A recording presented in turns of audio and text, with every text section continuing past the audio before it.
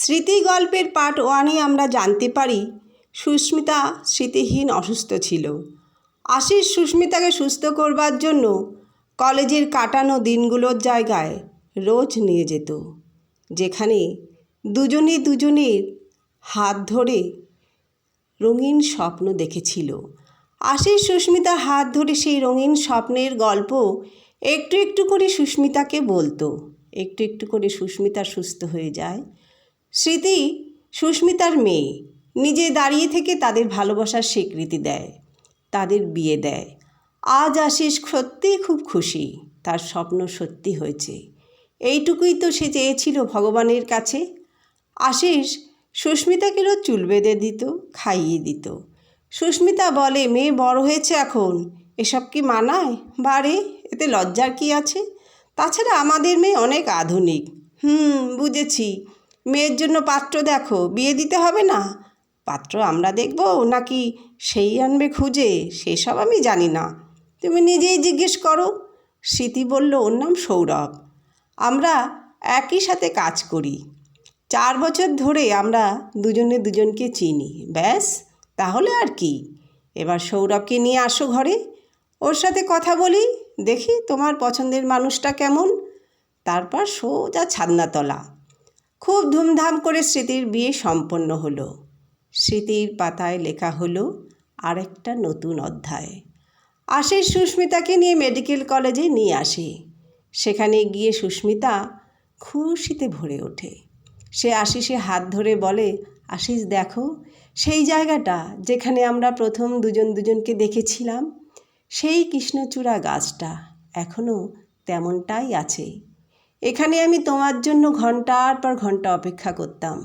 সুস্মিতা খুশিতে পাগল হয়ে যায়, তার 2 চোখে জল। সুস্মিতা বলে, কেন এমন হলো আশিস? সেই দিনগুলো তো আর ফিরে আসবে না, বাকিও তো আছে অনেকটা সময়।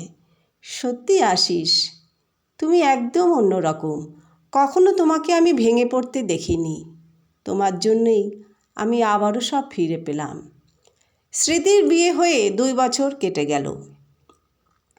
সুস্মিতা আবারও আগের মতো মাঝে মাঝে অসুস্থ হয়ে পড়ে। অসুস্থতার খবর পেয়ে সুস্মিতার মেয়ে স্মৃতি মাকে দেখতে আসে।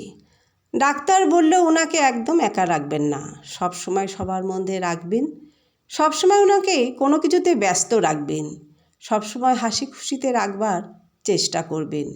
যেই সময়টা উনি হারিয়ে ফেলেছেন, সেই সব কিছু উনি মেনে নিতে একদম পারছেন না। ওনার দিকে খেয়াল না রাখলে আবারও হয়তো উনি আগের মতো স্মৃতি হারিয়ে ফেলবেন। সুস্মিতার মেয়ে স্মৃতি নিজের সন্তানকে মার কোলে তুলে দিয়ে বলল, আজ থেকে এই ছোট্ট স্মৃতিকে কেমন করে তুমি মানুষ করবে তুমি জানো, আমি এর মধ্যে নেই। সারাদিন এর সাথে ঘুরবে, খেলবে, স্কুলে নিয়ে যাবে, সব কিছু তোমার। আমি অফিস করে একদম সময় পাই না। তাছাড়া ও সবসময় দিদান করে। আশিস স্মৃতিকে প্রণাম জানায়। সত্যি তুমি ছোট হলেও প্রণামের যোগ্য। এত বড় মন তোমার, নিজের সন্তানকে আমাদের কাছে তুলে দিলে। তোমার এই ঋণ আমি কোনো দিন শোধ করতে পারবো না। ভালোবাসার মধ্যে কি এসব আছে পাপা? তোমাকে কি বলে যে আশীর্বাদ করব, আমার ভাষা নেই। তোমার অবদানে সুস্মিতাকে নতুন জীবন দিয়েছে। পাপা, সুস্মিতা আমার মা। মা ভালো না থাকলে আমি কি করে ভালো থাকি বলো? নতুন জীবন তো তুমি দিয়েছো মাকে। মাকে তো তুমিই সুস্থ করে তুলেছিলে। নতুন জীবন তো তুমি আমাকেও দিয়েছো। মাকে আমার কাছে ফিরিয়ে দিয়ে, মাকে তো আমি হারিয়েই ফেলেছিলাম। কত রাত মা ছাড়া কাটিয়েছি। সবার মা যখন স্কুলে আসতো নিতে, আমি তাদের দেখতাম। কত মা মা বলে কান্না করেছি। তোমার জন্যই আবার সব ফিরে পেলাম, আর নতুন করে হারাতে চাই না।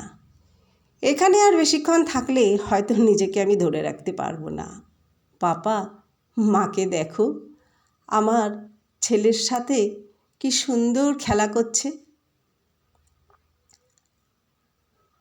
আসি পাপা, তুমি আমার ছেলেকে দেখো। এখানে হয়তো আমি আর কোনো দিন আসবো না।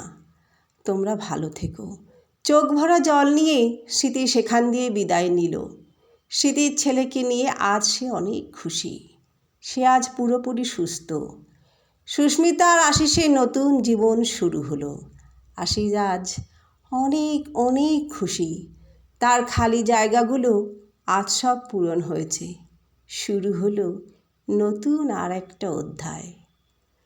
স্মৃতি গল্পের পার্ট 1-এ জাসমিন বেগম অনুরোধ করেছিল এই গল্পটা আরেকটু হলে ভালো হয়। তার অনুরোধে এই গল্পটার সেকেন্ড পার্ট দিতে অনেকটা দেরি হয়ে গেল কিছু বিশেষ কারণে। গল্পটা কেমন লাগলো জানাতে ভুলো না কিন্তু। আর কোন ধরনের গল্প তোমরা শুনতে চাও সেটাও জানাতে ভুলো না। আবার দেখা হচ্ছে নতুন একটা গল্পের সাথে। ততক্ষণ সুস্থ থেকো, ভালো থেকো। নমস্কার।